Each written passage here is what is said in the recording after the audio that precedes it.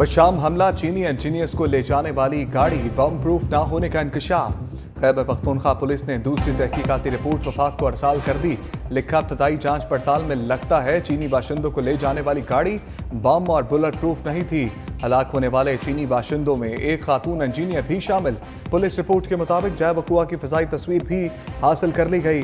बकुआ से थाना बशाम 6 किलोमीटर और दासू डैम 77 किलोमीटर दूर है।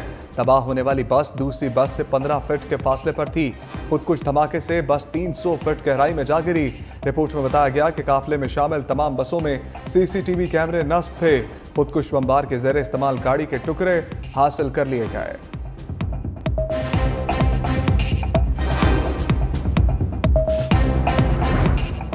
जजेस को धमकियां में खतूत लिखने वाले बच नहीं पाएंगे। तफ्तीशी टीमों का छानबीन का आगाज। सीटीडी ने आर्सेनिक बेचने वालों का सुराग लगाना शुरू कर दिया।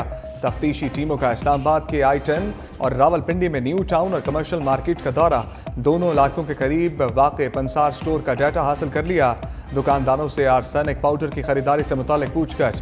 किसी भी केमिकल की फरोख्त से पहले खरीदार का रिकॉर्ड रखें। तहकीकाती टीमों की स्टोर मालिकान को हदायत।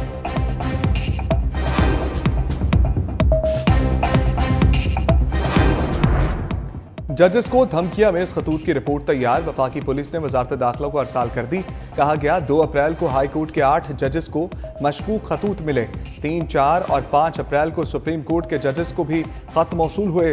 मामले पर अलग अलग 2 मुकदमात दर्ज किए जा चुके। खत में आर्सेनिक पाया गया जिसकी मिकदार जहरीली नहीं थी। पाउडर जिन जिन पंसार से मिलता है उनका भी डाटा इकट्ठा कर लिया। सीसीटीवी फुटेज और खत भेजने वाले के नाम नादरा को भिजवा दिए गए।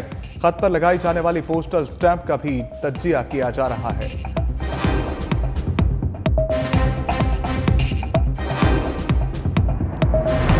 दो बड़ों में राबता। सदर आसिफ जरदारी का तुर्क हम मनसब रजब तैयब उर्दवान को टेलीफोन। 2 तरफा ताल्लुकात और बाहमी दिलचस्पी के अमूर पर तबादला ख्याल। सदर मुमलिकत की तुर्क हम मनसब को दौरे पाकिस्तान की दावत। मुख्तलिफ शोबों में ताल्लुकात मजीद मजबूत बनाने की जरूरत पर जोर दिया। सदर आसिफ जरदारी की तैयब उर्दवान को ईद उल फितर की पेशगी मुबारकबाद। तुर्क सदर और अवाम के लिए नेक ख्वाहिशात का इजहार।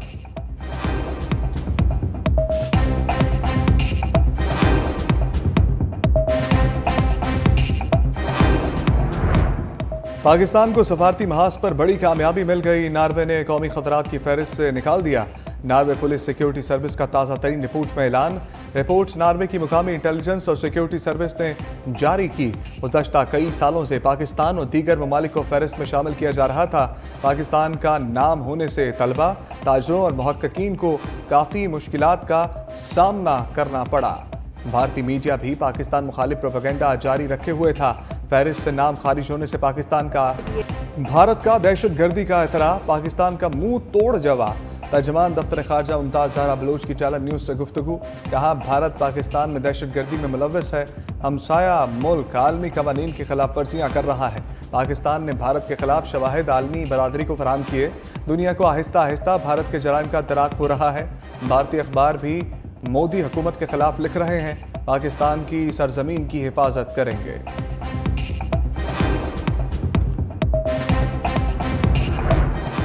राजा परवेज अशरफ ने भारतीय वज़ीर दाखिला के बयान का पोस्टमार्टम कर दिया। कहा, राजनाथ सिंह का इश्तियाल अंगेज बयान भारत की रियासती दहशतगर्दी का सबूत है।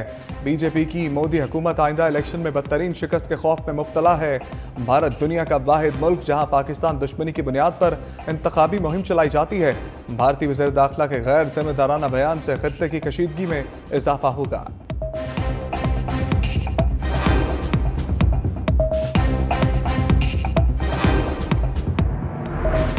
बलूचिस्तान में वजारतों की बांट पर कोई राजी किसी का अख्तलाफ। सूबाई काबीना की तश्कील का मामला लटक गया। माहदे के तहत बलूचिस्तान हुकूमत में सीनियर सूबाई वजीर का ओहदा मुस्लिम लीग नून को मिलना है। पीपल्स पार्टी की अपने अहदेदार को सीनियर सूबाई वजारत देने की कोशिश। नून लीग सीनियर सूबाई वजारत किसी कीमत पर देने के लिए राजी नहीं। तमाम इत्तेहादी जमातें पुरकशिश वजारतों के लिए अपने अपने मौक़िफ़ पर डट गईं। तर्जमान बलूचिस्तान हुकूमत कहते हैं, सूबाई काबीना ईद के बाद हलफ उठाएगी।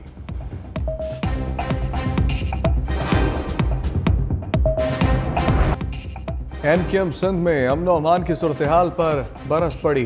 फैसल सब्सवारी कहते हैं, स्ट्रीट क्रिमिनल्स के खिलाफ कोई एक्शन नहीं लिया जा रहा। वफाकी वज़ीर दाखिला कराची आए और सिंध हुकूमत के साथ बैठें। ख्वाजा इजहारुल हसन बोले, आईजी सिंध की तैनाती पर डाकुओं में खुशी की लहर दौड़ गई। वज़ीर आला सिंध ने आईजी सिंध की तैनाती पर नून लीग को ब्लैकमेल किया। रेंजर्स ने कहा है इख्तियारात दें, अमन कायम कर देंगे।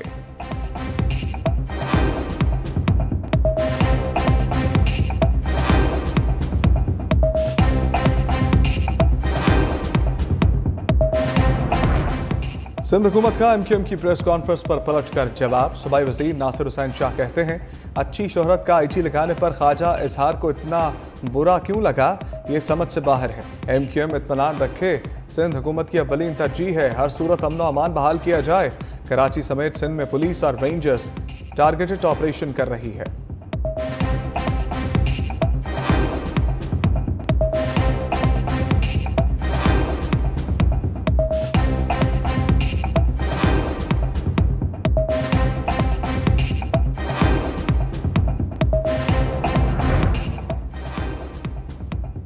वज़ीर आज़म उम्रा की अदायगी के लिए मक्का मुकरमा पहुँच गए। शहबाज शरीफ की रोज़ा रसूल पर हाज़िरी, नमाज अदा की। उम्मत मुस्लिमा और मुल्क व कौम की तरक्की और खुशहाली के लिए दुआएं।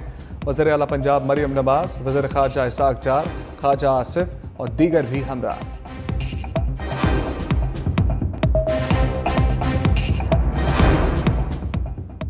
मीठी ईद किस दिन होगी, सबको इंतजार। ईद उल फितर बुध 10 अप्रैल को होने का इम्कान। 9 अप्रैल को चांद नजर आने के कभी इम्कानात। महकमा मौसमियात के मुताबिक नए चांद की पैदाइश 8 अप्रैल को होगी। 9 अप्रैल को चांद की उम्र 19 से 20 घंटे हो जाएगी। चांद देखने के लिए मरकजी रूयत हलाल कमेटी का इजलास 9 अप्रैल को होगा। सऊदी अरब समेत खलीजी ममालिक में शवाल का चांद कल देखा जाएगा। इल्म फल्कियात मरकज के 30 रोजे पूरे होने की पेशगोई।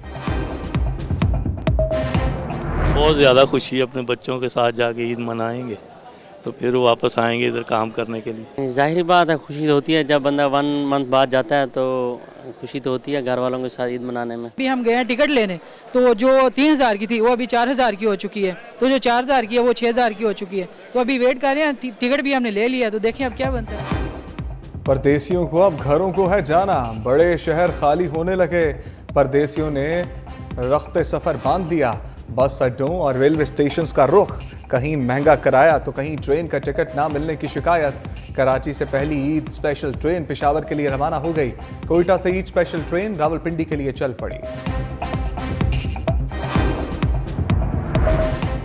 ईद करीब आ गई, ट्रांसपोर्ट माफिया ने सर उठा लिया।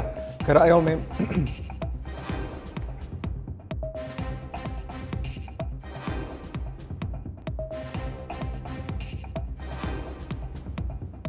ईद करीब आ गई, ट्रांसपोर्ट माफिया ने सर उठा लिया। किरायों में मनमाना इजाफा। कराची में ट्रांसपोर्ट माफिया की शामत। सीनियर वजीर सिंध शर्जील मेमन की हिदायत पर एक्शन। ट्रांसपोर्टर्स पर 7,32,000 रुपए के जुर्माने आयद। ट्रैफिक पुलिस, मोटरवे पुलिस के ताबुन से कार्रवाइयां। 1112 गाड़ियों की चेकिंग। मुसाफिरों से ली जाने वाली 22,85,000 रुपए की इजाफी रकम वापस। शर्जील मेमन कहते हैं, मुसाफिरों को रिलीफ को मुनसिफाना किराए की वसूली को यकीनी बनाना हुकूमत की अव्वलीन तरजीह है। नाइंसाफी करने वालों को मुआफ नहीं किया जाएगा।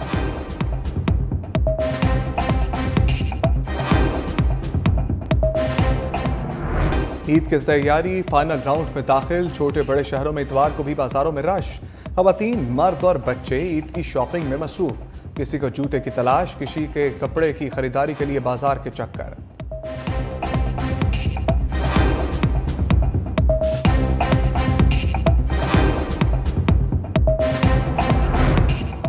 प्लास्टिक बैग इस्तेमाल करने वाले खबरदार। पंजाब में 6 जून से पाबंदी लगाने का फैसला। सीनियर वजीर पंजाब मरियम औरंगजेब की ज़ेर सदारत स्मोक के खात्मे से मुताल्लिक इजलास। माहौलियाती आलूदगी के खात्मे के लिए एक्शन प्लान मुतरतब। मरियम औरंगजेब ने कहा, पंजाब में 31 दिसंबर तक ईंधन की टेस्टिंग लेबॉर्ट्री बना दी जाएगी। इंसदाद स्मोक के लिए शोबा जाती सतह पर आवाम के लिए आगाही मुहिम चलाई जाएगी। लाहौर में जदीद तरीन गैस एनालाइजर नस्ब होंगे। धुएं के अखराज को मॉनिटर किया जाएगा।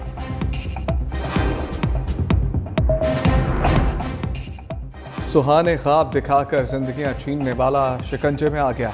पुलिस ने यूनान कश्ती हादसे का मरकजी मुलजिम गिरफ्तार कर लिया। मुलजिम के इंसानी स्मगलिंग के बड़े नेटवर्क से ताल्लुकात का इंकशाफ। कानूनी कार्रवाई के बाद मुलजिम FIA के हवाले। मुलजिम बिलाल यासिर। मजीद तफ्तीश का अमल जारी।